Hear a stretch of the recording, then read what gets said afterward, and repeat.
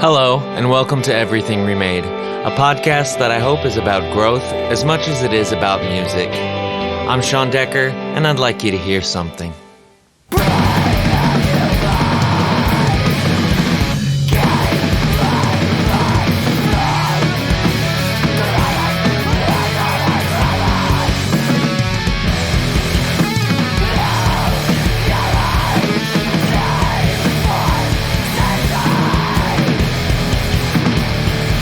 You're hearing Diamondback by Rayleigh, featuring my friend Amy Christine on vocals. Amy's vocals are as chilling as they are powerful. Later, they would go on to play bass as well as do vocals in Obroa-skai. Now my conversation with Amy Christine.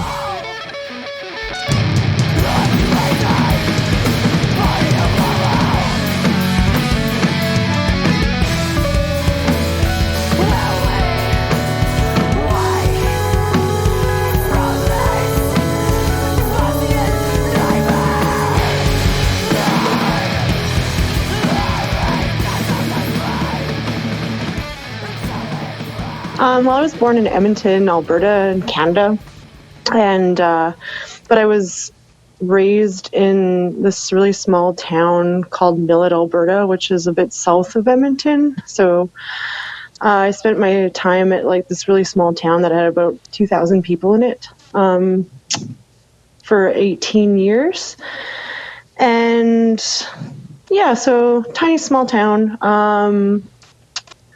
And then I moved to Edmonton when I was 18. But yeah, what was your other part of your question? It's wild. We're getting a lot of like small town vibes happening with folks. And Totally. Did you move to Edmonton for school, or did your whole family move? I moved to Edmonton for school, yeah. So Okay. the reason why, because my parents lived in Edmonton when I was really like tiny, like baby. And then my parents had the idea like, it would be cool raising my children on an acreage. So they decided to move to this really small town with an acreage. And I lived in this like, it was beautiful. It's like this 2-acre large yard, I suppose. Lots of trees, lots of greenery. And my dad had this sort of dream to be like a cowboy. So we bought horses, which was like really weird because our family probably couldn't afford them, but they just wanted to have them, I guess. Right. Sorry. Yeah, no worries. Did you ever participate in the birth of a horse? You know what, I have, and it's really weird. Yeah, I also did. Wow. Yeah. Yeah. Huh, I totally forgot about that. Yeah, totally. Yeah, someone I was involved with in high school, their family bred horses. Like they had some claim to fame with like this famous horse lineage, and it's super weird. But but cool, but weird. Yeah. Like I cried, honestly. Oh, really? Yeah, I just. How old were you? Oh, I was like 17. Oh, yeah. Okay, yeah. I was really tiny. I think I was like 4 years old when I saw that. So I lived there, and we had we didn't have horses for very long, and then basically we just had this really open yard, so I had lots of time to explore outside when I was little. Mm-hmm. Very cool. Did you have siblings also? Yeah, I had like a younger sister. She was 3 years younger than I was. And we kind of grew up as like really good buds. It's basically all we had, though, because we lived, like I said, it was in an acreage, but it wasn't like a typical Alberta acreage where it's like a farmer's field and the next house is like a few miles to like the west. Oh, wow. We actually had next door neighbors. Yeah, that's a very typical Alberta, like people are really spread out. Right. But for us, like we had fairly close neighbors, so there was kids next door until about, I think I was like in grade 3, and then they moved. No, it would probably be more grade 5. Yeah. So I was like 9 years old when my friend from next door moved. So me and my sister were like the only kids really on that acreage. So it was really sort of a isolating time. So me and her got along really well. But yeah. And it sounds like, just hearing your story a little bit, it sounds like very like peaceful and quaint. But obviously, whenever there are children involved, it can't be like that at all times. What Yeah. what was it like in the house as far as like music and art? Like, were your parents very interested in either of those? Totally. So my dad is kind of like this old school country music lover when I was a kid. And it's really funny because when I was a little bit younger, till about my teens, my dad like was still drinking at the time and hanging out with biker guys. Okay. So they come and like listen to Merle Haggard and all those kind of like those types of bands were like typical biker affair of country music, of like that sort of thing. Mm-hmm. And that never resonated with me as a kid. I always thought it was like the funniest, silliest music growing up, which, like, no offense to anybody who enjoys it, but when I grew up with that, I associate it with like drunk biker dudes like dancing around a fire. And but my mom was always into like more diverse music. I mean, for like a mom, like she introduced me to a lot of like country music that was like popular at the time, like Garth Brooks and those sorts of people. But she was also like super into Van Halen and Fleetwood Mac and those kind of like pivotal, like shining dad rock kind of bands. So she was kind of more of like the dad rock person. My dad was more like, oh yeah, country music. Yeah. So that was kind of what it was like growing up with music. But my mom was always extremely encouraging, and my dad was out of town a lot of the time. He worked in the oil patch. For those people who don't know, Alberta is kind of like the Texas of Canada. Oh, okay. So a lot of the people worked in the oil patch. So my dad was gone like months at a time, so I didn't really get to know him much when I was little growing up. But with my mom, she was always very encouraging about any sort of music that I liked to listen to. So of course, when I was little, I listened to a lot of pop music. And then my cousin, I had a bunch of older cousins who'd come by the acreage, because our acreage was kind of like this haven for my family who lived in the city and who all lived in Edmonton, and they would come to the acreage to kind of just get away from it all. And so my older cousins would come by and share their music with me. And I had two older cousins that were really influential in my music taste when I was like grade 4, like 9. So my one cousin Tara, she would bring in her like R&B stuff, like trying to think, like Fugees and yeah. So, and she was obviously into like pop music at the time too, but she was really into Lauryn Hill and those sorts of like Boys to Men. And my other cousin was like complete other spectrum, like loved Limp Bizkit and loved Marilyn Manson. So I got kind of those two musical tastes together, and they used to burn me CDs, and I guess they would just record tapes for me at the time. Awesome. So yeah, that was really cool. So, but I really liked, I remember the first time I ever heard my older cousin who played like, nu metal, he played me like Marilyn Manson one day, and I was like, oh, music can sound like this. That's so cool. And I think I was 9 at the time, and it just blew my mind that people could like yell in music. I'm like, that's so neat. Right. So that was kind of my younger years, and then I got more into like aggressive music as I got older, particularly like living in a small town, especially a small conservative town. I was like really like the weird one, and I was like emotionally traumatized like on a daily basis at school. So that sort of music just resonated with me, and it was like kind of more of like a healing experience for that, because if it wasn't for that, I don't know if I could get through those days there, because I was like such masculine kind of energy, even though I was like assigned female birth. And to a lot of those people, that was like a huge no-no. Like, it was awful. But hey, I liked the music, so it was nice getting through that. So yeah. Did you now when you were hearing like Marilyn Manson, for example, at first, were you immediately then like watching like videos and whatnot, or? Oh yeah.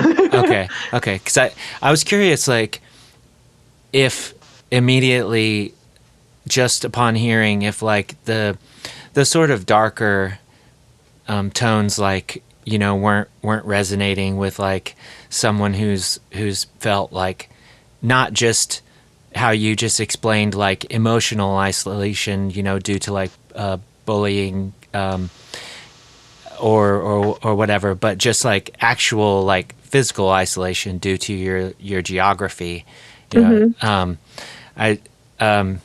Because I definitely felt, you know, a little bit of that, and even though our town was, you know, like wasn't so isolated, you know. Right. But do you think is that sort of accurate? And 100%, yeah. Mm-hmm. Okay. And you recently came out as non-binary. Mm-hmm. And so how much do you feel like some aspects of the bullying and like the way that, you know, people responded to you growing up, how much do you feel like you took on yourself instead of just like, as a kid,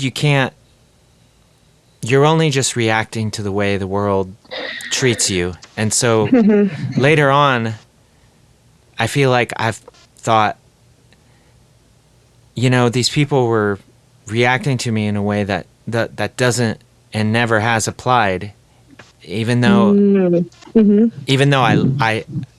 I thought I had to let it. Right. This whole part is it's hard. This whole part is a mess. I feel like there's a better way for me to ask that question. It's a hard like thing to navigate in looking post, because like we didn't have a term for that back then. Yeah, of like, course. I think I'm so happy that kids these days who grow up who feel that way, because I always felt like growing up that I never felt like masculine or feminine. I just felt like me, right? Mm-hmm. And anytime I had somebody be like, well, isn't this thing for boys? Like, you like this thing that boys like? I was always like, what the fuck are you talking about?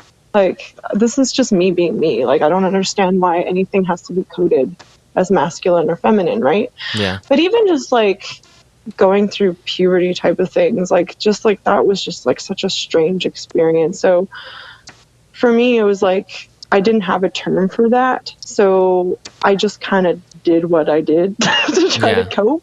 Yeah. So in a lot of my coping strategies was just like dressing like a boy, because that's just how I felt like most of the time. Mm-hmm. And the reaction I got from people was, well, that's abnormal. Like, that should not be happening. Like, especially like prior to puberty, I was okay, because people like interpret that as like, oh, this person's being a tomboy. Like, and that's one thing that like I had an advantage of, because I could explore that sort of way of dressing in a way that wasn't weird as a young child, which I don't think, unfortunately, men assigned at birth don't get to have, or don't usually get to have, because the standards around that are just like awful. But anyways, that aside, like, I never grew out of it past puberty. So people were just like, at that point, that became really abnormal and I should stop. So people were really questioning it. But to go back to your statement, it's really hard to like, I think what you were getting at is more so like, I don't know. That's a hard thing to ask, you know, because it's hard to navigate these sorts of things, because it's kind of a newer in the relative like social landscape of like the LGBTQ plus community, like it's a relatively new kind of development in my world, in my mental mindscape too, or like headspace. So yeah, it's hard. Yeah, I guess it's just, I often wonder, like what could have been if we were just Mm-hmm. told that at some point, or we had this information that we have now, if we just could have just looked at it like, because a lot of my defense mechanisms were just hiding things, and Yeah, me too. and Mm-hmm. it's and when you're a kid, you're told that when you're hiding something, that's something you should be ashamed of. And so, Mm-hmm. it led to me like just for years, just like, like pitch correcting my voice, or, just like Yeah. throwing bass into it, or just, how you talk to certain people certain ways. And, Yeah.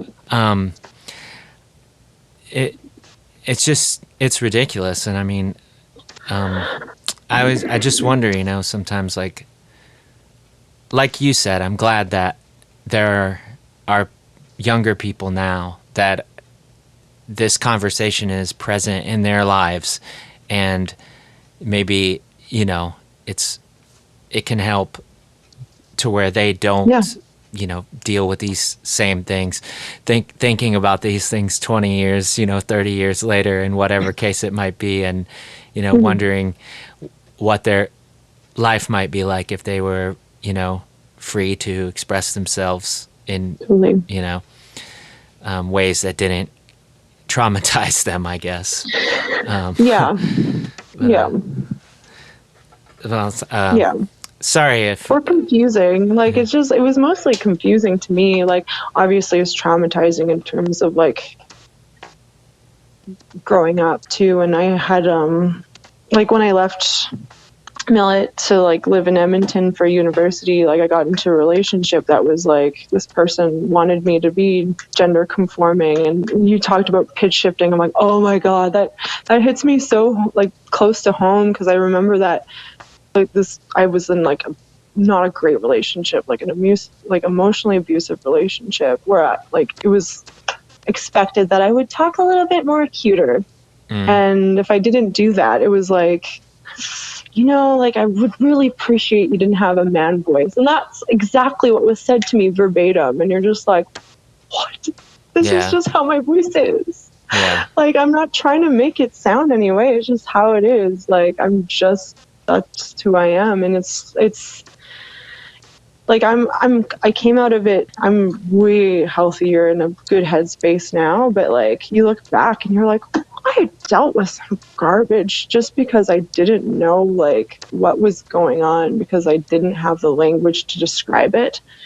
And like yeah, you said, like you want to hide it because it's abnormal to people and you don't know how to describe it to them. So you just keep it to yourself. And then there's that internal shame that you feel this way. It's like, yeah, it's not great, but I don't know. I think it's nice to unpack it now as I'm getting older, and like using good coping mechanisms to try to work through these feelings. And obviously, like folks like you and other folks in my life who identify as non-binary, like chatting with them and hearing their similar stories and saying, yes, exactly, that's how I felt. I'm so happy I'm not the only one in like that has experienced this. Like in that way, it's kind of fulfilling. But yeah, it's hard looking back sometimes and thinking about the garbage you go through, right? yeah, and Yeah. put yourself through, even, Yeah. just Yeah.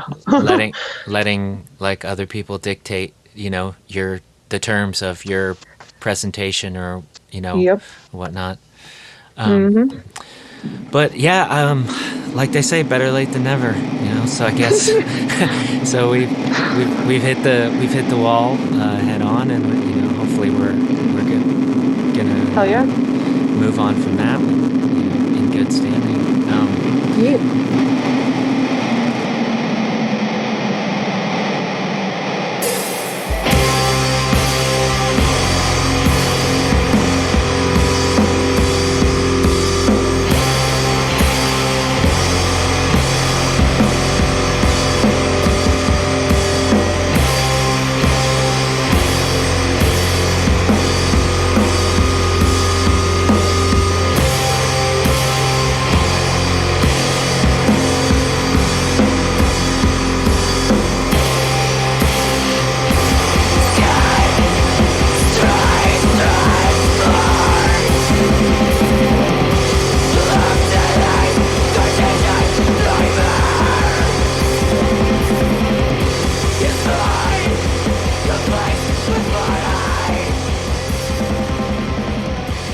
But going back a little further, talking about like grade school and stuff, I'm always interested in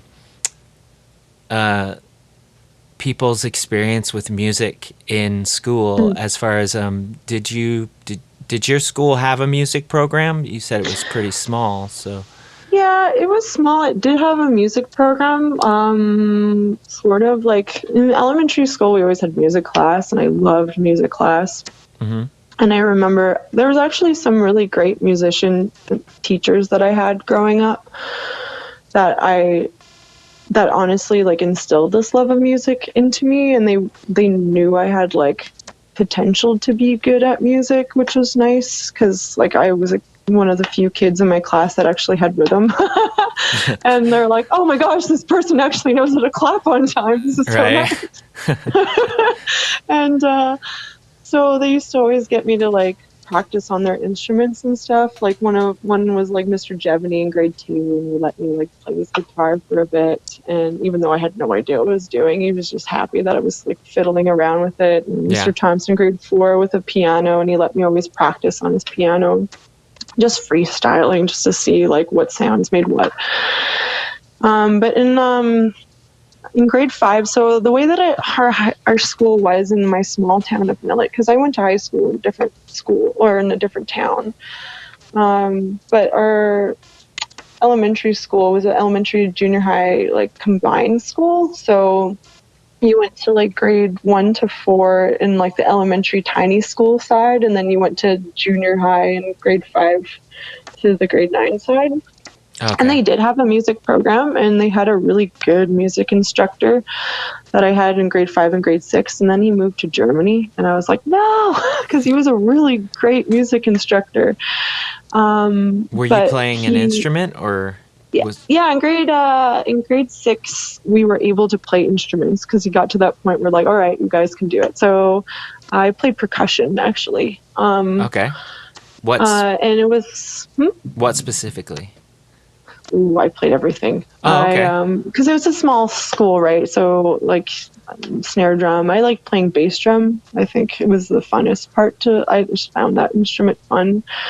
I played tambourine. I played the glockenspiel, and nice. What was the other one? And I think I did cymbals at one point.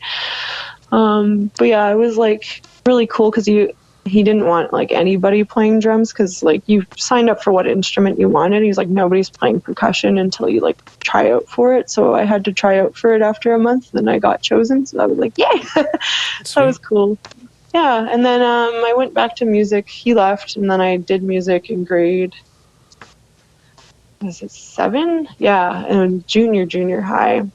And there was only grade 6 band in our school, everyone had to be in it, no matter what. It was required that everyone had to do it.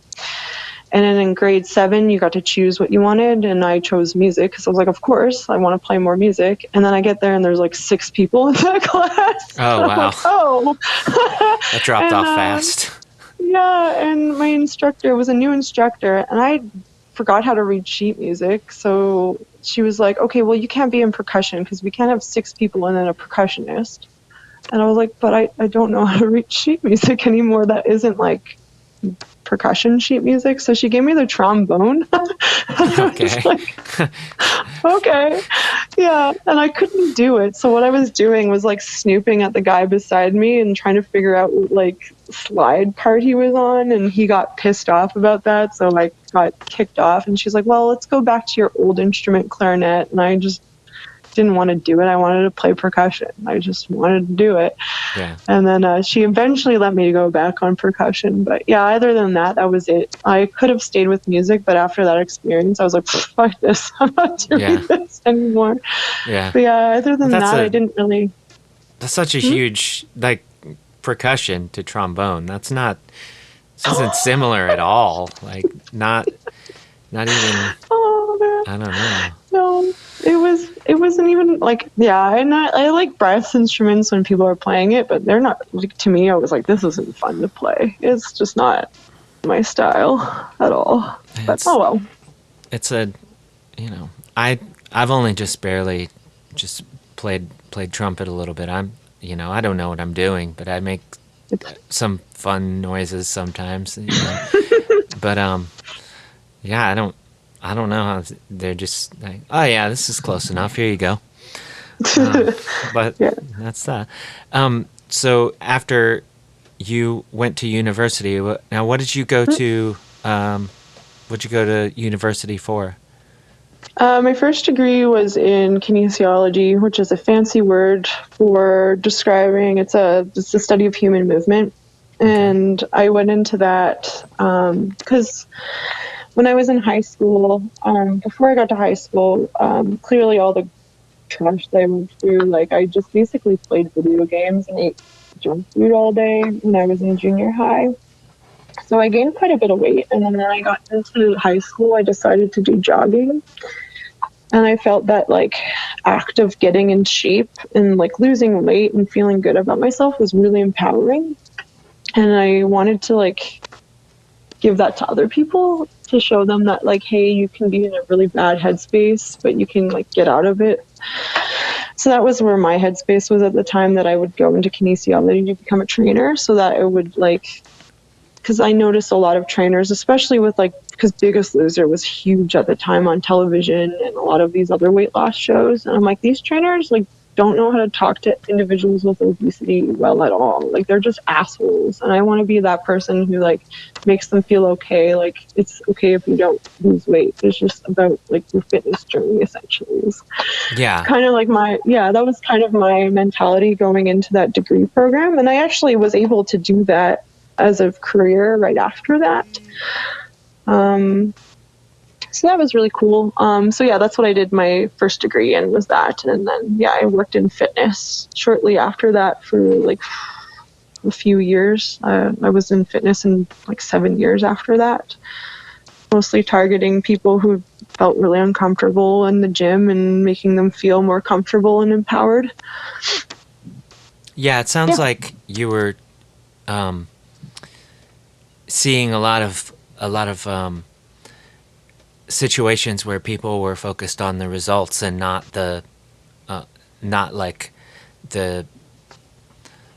just the act of doing it, just like how it could make them feel just to do it and not worry about, like results or whatever. I mean, totally. That's like just media and society are so focused on the results sometimes, like it really is hard to imagine anybody doing something just for like the sake of doing it. And yeah, totally. I think that applies to so much. I used to work out. Yeah. Oh, so true. Yeah. Well, even when I used to work out, people would be like, "What are you training for?" I'm like, I'm just having fun. Yeah. And even to this day, I don't train nearly as much as I do back when I worked in fitness. It's like, even when I'm working out, I'm like, well, I just want good cardio so that when I'm like doing screaming, I don't like pass out on stage. Oh gosh. Yeah. I keep telling myself, that's going to be it one of these days, because I'm behind the drum set and I play for like 13 minutes and I'm just... Yeah, I can imagine. Yeah. When I see people like doing drumming and vocals at the same time, like in my head, because I have like that background in fitness, like I'm like, the conditioning required to do that is incredible. Like it's always amazing to me to watch. Yeah, I mean, with me it was less conditioning and just more like self-loathing, just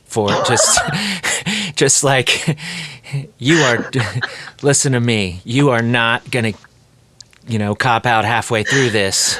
Yeah, you are going to do it, or you're going to throw up, but you're going to do it. Yeah. Like, oh, that's brutal. Oof. Everything everyone ever said about you is right unless you make it to the end. No, I don't know. That's, and then you do a screamo, so I don't know. That's how she goes. I guess it might average out in the end. When did you first start imagining that you might want to play in a band, or did you seek that opportunity, or did that just like happen like randomly? Oh, yeah.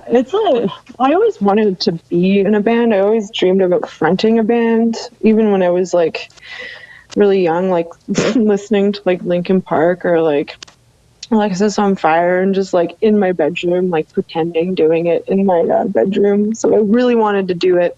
And then I got to university and it was like one of those things where you're just like, yeah, like, and like I said, I was in this garbage relationship. So for me, it was like, oh, that's never going to happen. Like I need to grow up sort of thing. Yeah. Um, which is like, and then I completely like got out of that crappy relationship, started hanging out with people who were more like-minded like me, and and went to shows, local shows, because I wasn't really allowed to go to local shows in this relationship that I had, which was great.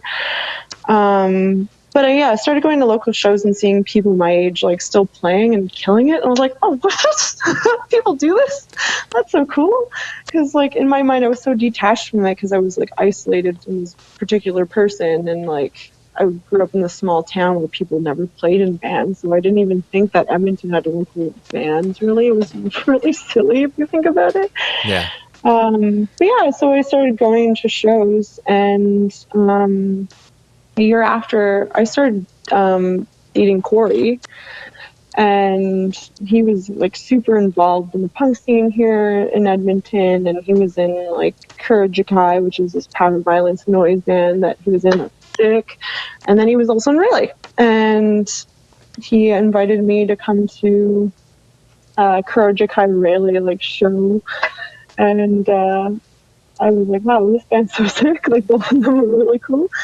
And yeah, so after that, Corey was super encouraging of me being in a band because I always kind of told him that I wanted to be in one. And I was always fiddling around with guitar, but never like super serious or anything. So he was super encouraging, like, go to this show, talk to these people. Like, it would be really cool to see you in a band one day. Like, I really want to see it. And I'm like, okay. But there was also this really great, at the time, festival called Not Enough Festival that was put on by a bunch of women in our scene who were in bands, a couple of which were in Maria. Oh, awesome. Yeah, Corby and Stacy. So Yeah. they put on, yeah, and them and a bunch of other like women in our scene put on Not Enough Fest, where they basically hooked you up with other women or like queer folks in our scene to like be in bands with. And I wasn't in that kind of thing because at the time I was a bit too scared and I was going through some like garbage at the time mentally. So I was like, I can't handle being in bands. So I went to this festival and saw these people in bands who like never played music ever before in their life. And they're just killing it on stage. And then I'm thinking, well, if they can do that within a few months, I can do that. Like, that's really cool. And then they did it again the next year, and then it was a little bit too much work, so they kind of dropped it off after 2 years. Yeah. But I just never really, like, found people that were either A, available for bands, or B, wanted to play in bands that I wanted to sound like. Because in Edmonton at that time, like, hardcore was, like, on the out. And I wanted to be in a loud, screaming hardcore band.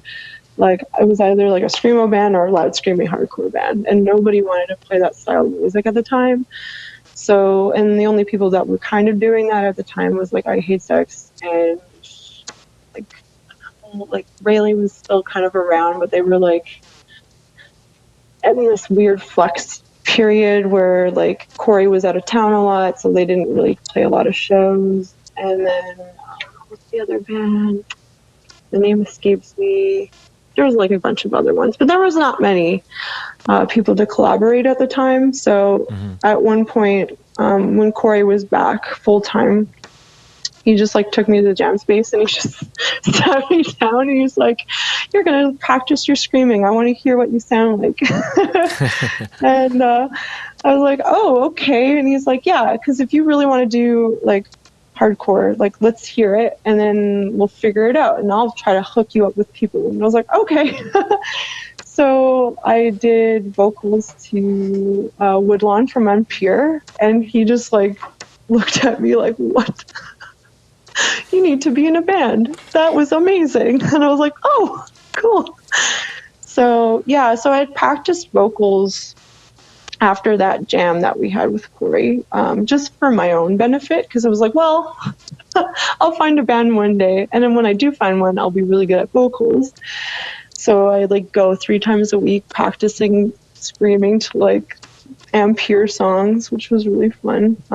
Just like over the PA, or? Yeah. Oh, cool. Yeah, it was super fun. Yeah, I played it over the PA, like with one of those little hookups with my phone, and then I would just like scream along like screamo karaoke. It was really fun. Sweet.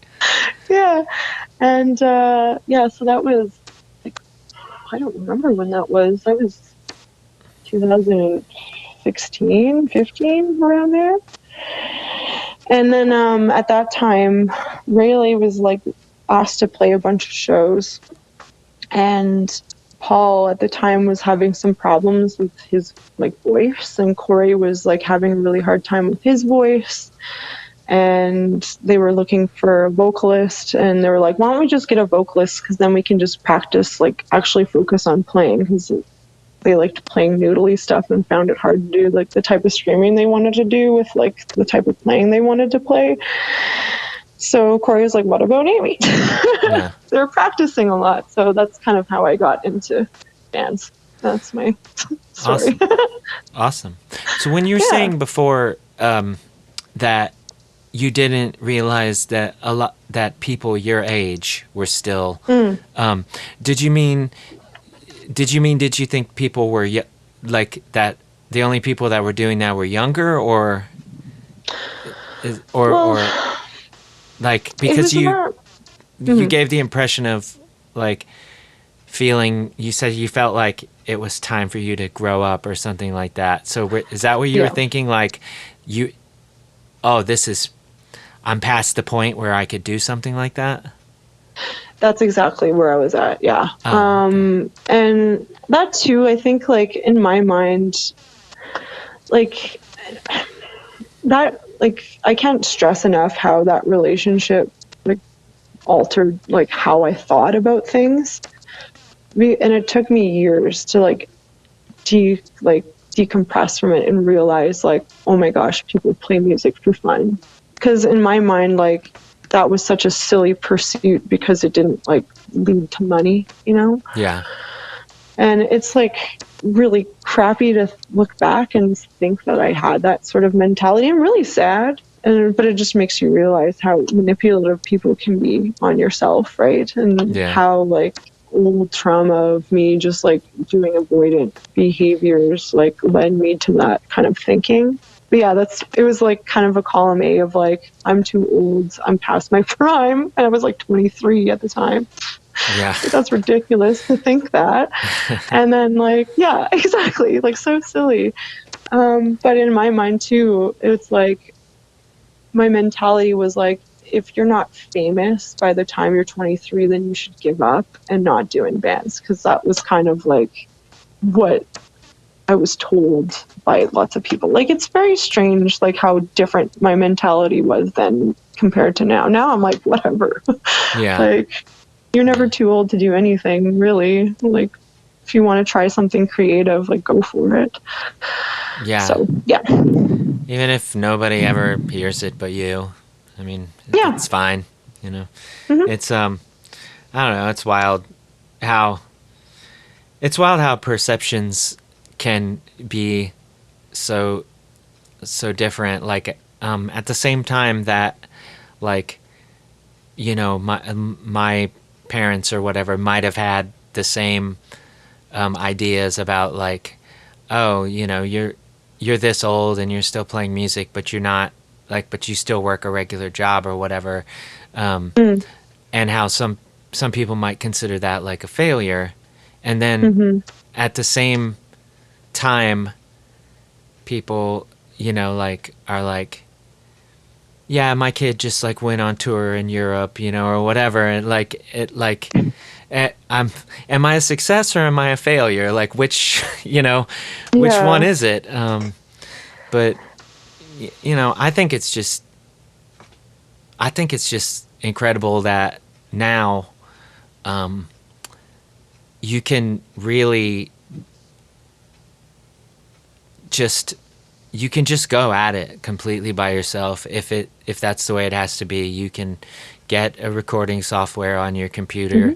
You know, you can get a couple of microphones or even just one microphone, and you know, if you want to just program the drums, or just, you know, do them yourself until it's right. Like, it doesn't matter if you're, you know, 12 or 55. Totally. Just go for it. I mean, I like how technology has, you know, like broken a lot of these, like, has destigmatized some of these things and broken a lot of these barriers for people. But Totally. but that leads me to something else that I was just realizing. I am not great with geography in general, but I was looking at the map, and I guess I just never completely realized until we got asked to play a fest a few years back how far Edmonton was from, like, where I am, and just in general, like, it's everywhere. 33-hour drive to Toronto. And like 13 to Vancouver. Do you feel like it's a slog? Yeah. Do you feel like just based on, like, my experiences in Canada during the winter, and just like this, imagining, like, well, I mean, we're used to cold. It can't be much colder, right? Well, I mean, you couldn't be further from the truth, really. But do you think that geography and distance play a significant factor in like songwriting and structures, specifically for your newest band? Because I feel a lot of spatial qualities, and not just in the noise parts of the songs, but do you feel like that's inadvertently, I mean, we're all a product of our environments, so to speak, right? So have you ever thought about that? You know what, I don't really, in terms of that, I don't know. It might, like, in terms of, like, the way that we approached, like, Obroa-skai stuff, it was more so, like, the intention behind it was more so, like, let's try to do, like, no wave but screamo and have fun, like, and be as noisy as possible. Like, let's be like the Body, but, like, screamo. Like, that would be really cool. Okay. Whether or not, like, geography plays a part, I think all three of us have lived here for so long, and we've, like, traveled around quite a bit. So to me, I don't feel like geography really impacts me, aside from, like, I don't get to see bands I like to see very often because we don't get a lot of traffic, because it is so far out of the way, and it's really not worth for most people to come up this way, unfortunately. So aside from that, like, we might not get, like, our local scenes might not get influenced and become really insular, and they become more inspired by each other's bands in our, like, small little scene, rather than people who are traveling within it, if that makes sense. Right. Yeah, so, but I don't know if, like, that really was influenced by kind of, like, the cold or, like, the weather. Like, we wrote most of the songs when it was summer and nice. So Oh, okay. I think it was literally just, like, for us, it was just like, let's just throw away, because all of us came from very technical bands. So I think it was just one of those opportunities to throw out that technicality out the window and just, like, have fun and throw ourselves in the wall while playing music. Right. So yeah, but also keeping it really, like, emotionally crushing, because that's how I like the music. Yeah, for sure.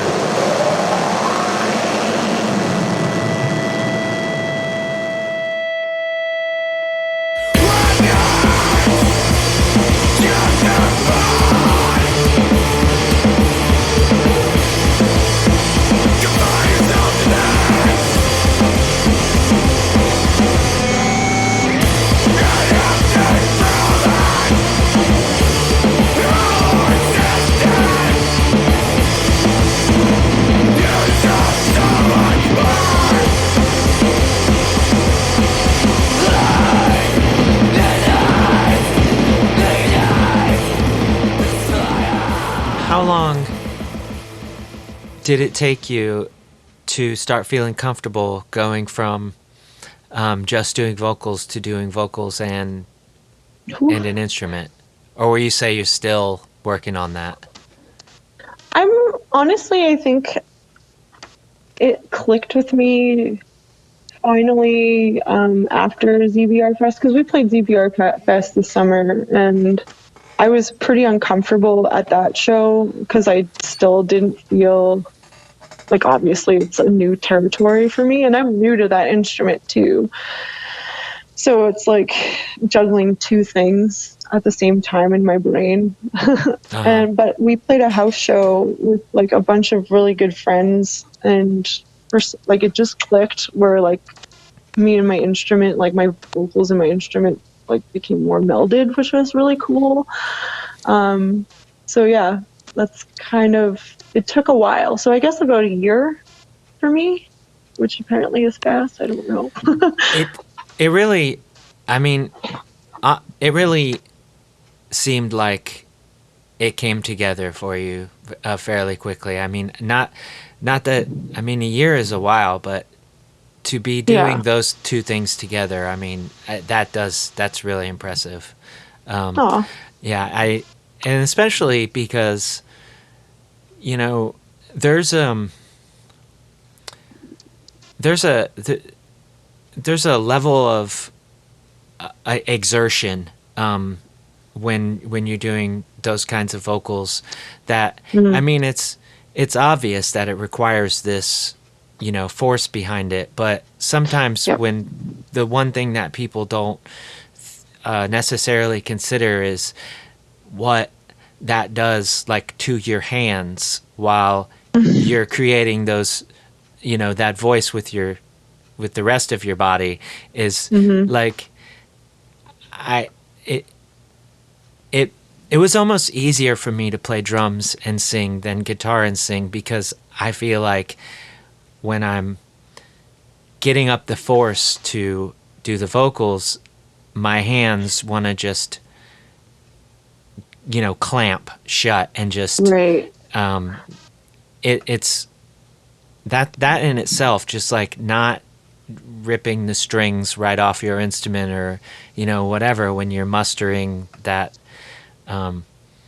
force, is like, that's something in itself. So I didn't think about the hands. That's I almost feel like that's more like, go ahead, sorry. No, sorry. Yeah, for me it was more like the coordination of like pushing like through your diaphragm and like making sure you control your voice on top of like playing things that you're not quite comfortable with yet. That was like the main thing, because I found it easy to scream and like with the guitar, which was nice. But I can totally see how that would, like, you want to like tense up. I was never really a tense hand like vocalist. I was like, I usually just move around quite a bit to try to like get that tension out. But it was more like getting like the full core, but like flexing the core for some reason took a lot of energy to figure out how to do while like playing things. It was a challenge for sure. We played a lot of jams, like, because we played like all those songs without vocals for a long time, and we're like, oh, it sounds great, and then they're like, all right, now to add vocals, and it's like, oh, now we're back to square one. This sounds like garbage. But it was it's nice because like Jarrell and Corey are just like so supportive, and like they both just wanted to have fun, and there was like no expectation of me ever really improving to begin with. Like they were just like, Jarrell just called us up and was like, I just want to play in a band and have fun. Like come over. And it just so happened that our fun project became something a bit more than just a fun project, which is really cool. But like they were all very patient and all very supportive, and didn't ever like get frustrated at all when I wasn't like getting things right away. It was always like, that's fine, like you're doing really well, like keep it up. And I can't stress how huge that was, because if it wasn't for that, I probably would have given up and been like, well, too old. Well, it almost sounds like you're fitness background has played a part in your ability to work both your voice and your your bass playing at the same time, like, because you know, the way you said it, it was like something, the way you said that you usually relieves this tension by just like moving around. It sounded like almost like you know, you were just like channeling that into a different, or from a different space rather. And so like you almost sound like you're approaching bass playing and singing in a much more like just like logical way, as far as like the way that your body should perform these actions, as opposed That's to funny. Yeah. Does it feel that way, or?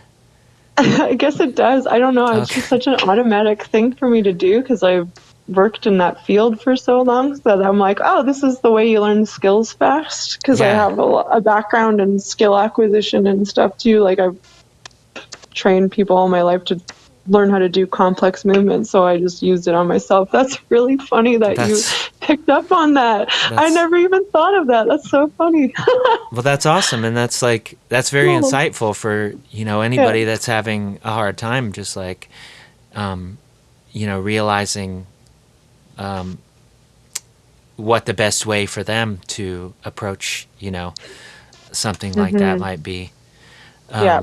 And it's honestly like it takes practice to figure that out. Even when I was doing vocals, like it took me like a year to like figure out how to like do it without wrecking my voice. Like, and it was all about like core and like control at some point. Yeah. And it's interesting. Yeah. Yeah. Neat. Maybe I should like do fitness courses based on like playing music or something. It's Kidding. I'm out of that. I'm out of that game. Nobody It's- at me at that. no one hit you up about your No. screaming to the oldies videos or whatever we're gonna.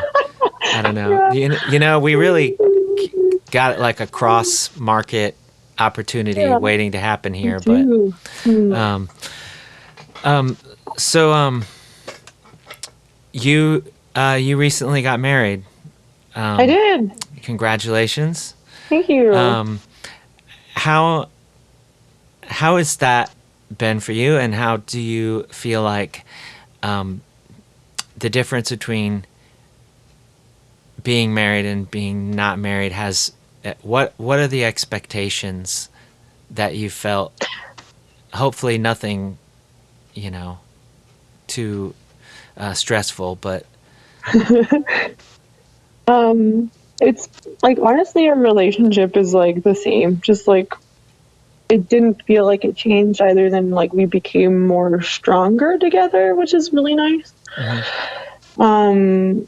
So in terms of like us having expectations, like it honestly felt like we're already married. Like so Right. to us it was different. But from other people, I don't know. I find it's funny because you get a certain camaraderie with people who are also married who are like, oh, how was the wedding? And they want to talk about the stress about it and like kind of like talk about that. But like those people usually don't have follow-up questions that I've encountered about like, oh, when you're having kids. But sometimes you like talk to very normative people when they're like, oh, when you're having kids. You're like, Yeah. not, no, sorry. Yeah. And, but yeah, other than that, like it's been mostly really like lovely, and people have been really supportive of it, and they think it's really cute and gross, and that's kind of what it is.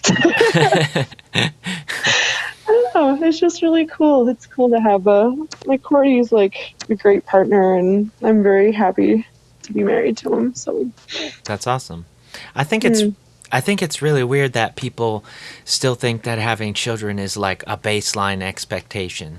Like, I Yeah. understand that people's like, I mean, you know, me personally, I'm, you know, it's a curiosity or whatever, but I think like, just like being like, oh, you know, do you plan to have children? You know, yes, no, okay, you know.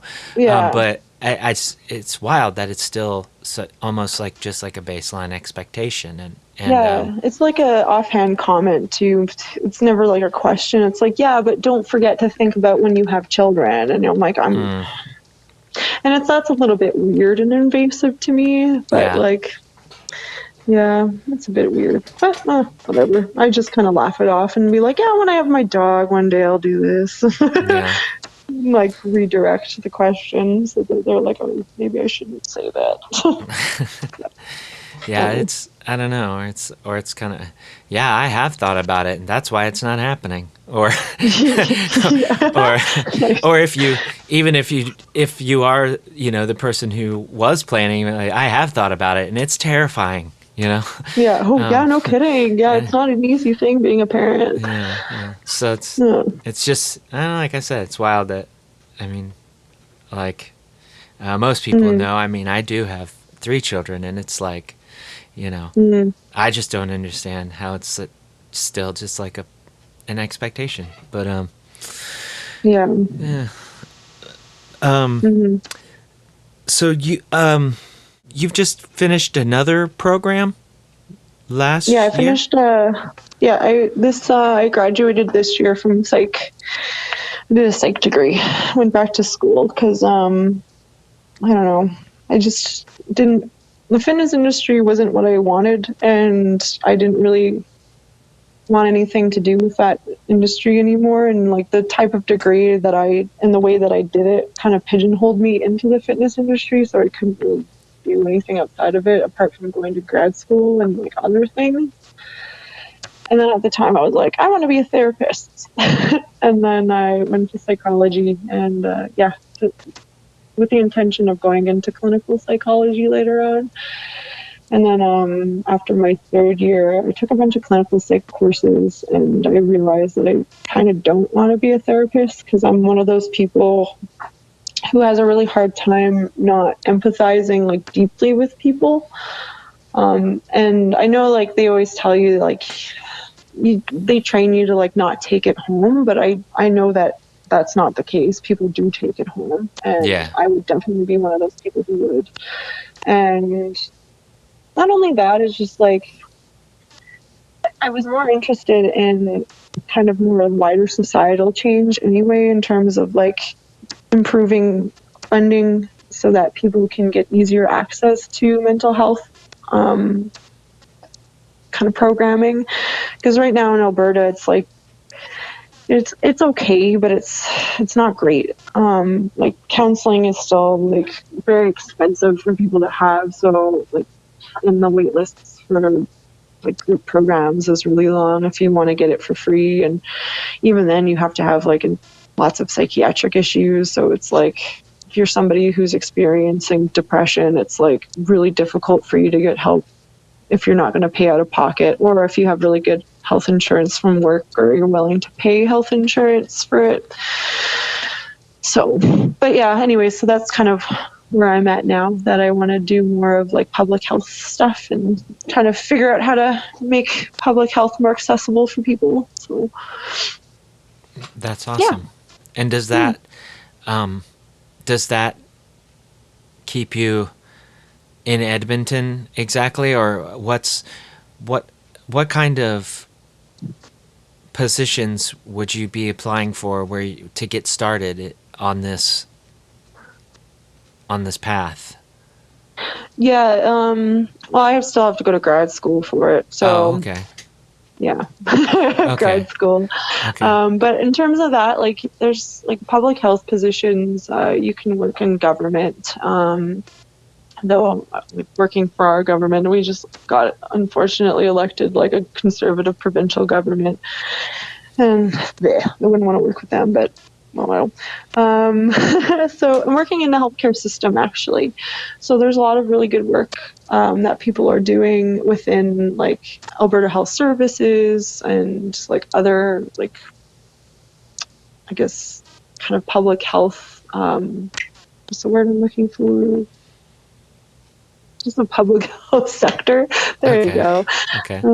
So there's a few jobs out there for like health promoters, and for me, I think I would do more of like the research behind like what works and what interventions work and what doesn't and what needs to be improved and how you can improve like provider care and all that stuff. So, but I have to go to grad school first. So It seemed like for a little while, just based on how you would talk about the last bit of work you were doing for school, I thought that was it.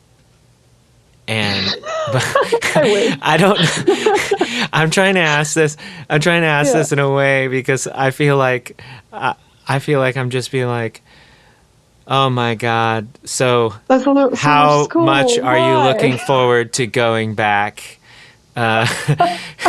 Based just like I've got this thesis and it's murdering me right now, and and then it's done and it's like hallelujah, and now it's here we go again. Now I gotta do it again. I actually like doing research, so I'm one of those weirdos that's like, yay! I would love to do another thesis. I this time have more time because an undergrad thesis I only had a year, and I was like, man, if I had more years to work on this, it would be such a much better study. Which makes you realize, like, yeah, there's a reason why I'm going into grad schools, because I want to do research because I really like it. So, and I'm like. Awesome. Yeah, so in terms of that, like to most people, they're like, you want to go back, and yeah. But I went back to school because I liked it, right? So if I could be a professional student and just keep learning, I would probably do that. Like I would go back to school and like, I don't know, go to music theory and like learn about how to like write papers on like music theory and write very niche papers about like what makes a screamo band a screamo band. You know what I mean? Like I would love to do that. Like and I would love to like learn about anthropology. Like it just, you only have so much time and so much money to like do all those things, right? So I think this is like a good fit of like what my skills set is, and like it's a good mesh of my 2 degrees that I have. But yeah, to most people, they're like, why are you doing this to yourself? Well, I just felt like, I just felt guilty for asking the question, I guess, in a way, just like I was like, setting you up for one of those, don't you think I know that moments or something. But instead it's like, no, this is great. I'd do this again and again if I could, which is awesome. Totally. I'm excited. Yeah. There's someone that manages like the bookstore on campus that, and I used to know someone that worked at the bookstore, so this is at least partially true, but this person has been going to Purdue for like 40 years or something, and they've just got like just a mountain of like master's degrees or something. And that's cool. I don't know how you just like work at a bookstore and you just keep getting to do that, but apparently this person does that. And it's funny because if you ever talk to the person, they're very snide, and really, and they're and like they're nice enough, but they're just kind of like, like they're like they talk to you like they're a lot smarter than you, and you're like, but you are though, You're like, I give you that. Like I get it, but but you're like working at a bookstore. Like I mean, I shouldn't knock that. Like no, but like no, if you it's have that chill. It's just you're like. I think that's a little bit weird though. That's like educational hoarding at that point, where you're just like, why aren't you disseminating that knowledge to other people to like improve their lives? But you're like spending your time just acquiring these things like badges. That's weird. And you know, now that you say that, when you look at the basement of this bookstore, it all makes sense. Like this basement of this bookstore, it's rows and rows of used books, but also like just books stacked on the floor, just everywhere, just books. Like you can't even walk in there. And that's like this basement of this bookstore is like this person's like fountain of knowledge as well. It's just like all just lined up everywhere and nothing happening with it, I guess. But, interesting. I want to go here just for like the people watching thing. Like, what is going on? That's cool. Yeah, it's a weird parallel that just drew in my mind. But yeah.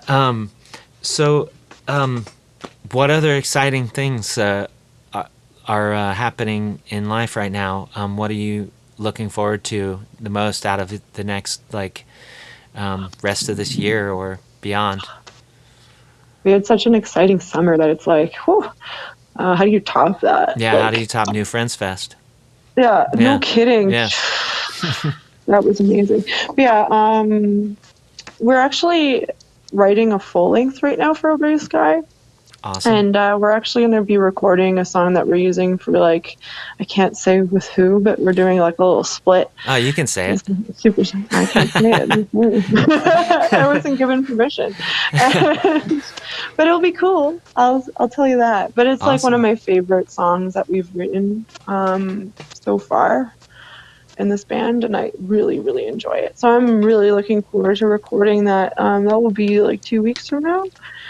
And we get to just record that song, and we're doing like a little drone track for it too. So that's going to be really fun. Awesome.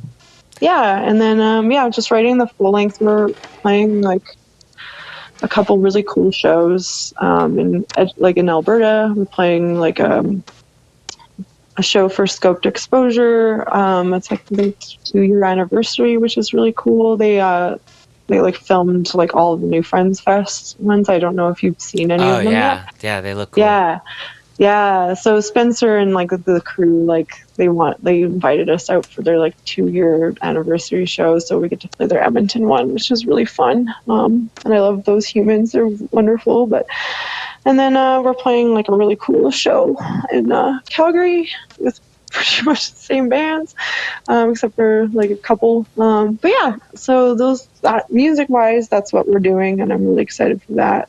We might be doing like a West Coast tour next year, which I'm really excited for. Awesome. So excited. I love the West Coast. So we might be doing that. And then other than that, I don't really have anything planned. Like New Friends Fest was like the last really exciting thing after the summer. And now I'm just like job hunting and saving up money for grad school and trying to get that application out and ready to go.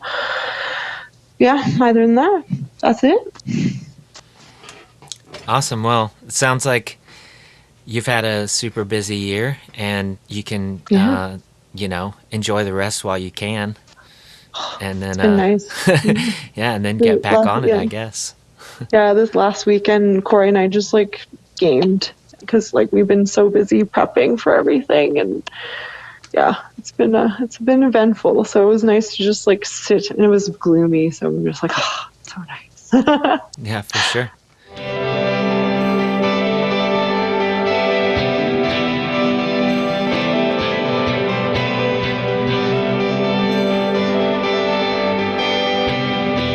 And that was my conversation with Amy Christine. I have to admit, I'm really enjoying getting the time to talk to a lot of my friends, just for the sake of talking to them. I'm glad that some of y'all are getting something out of it as well. Until next time, take care and do good things.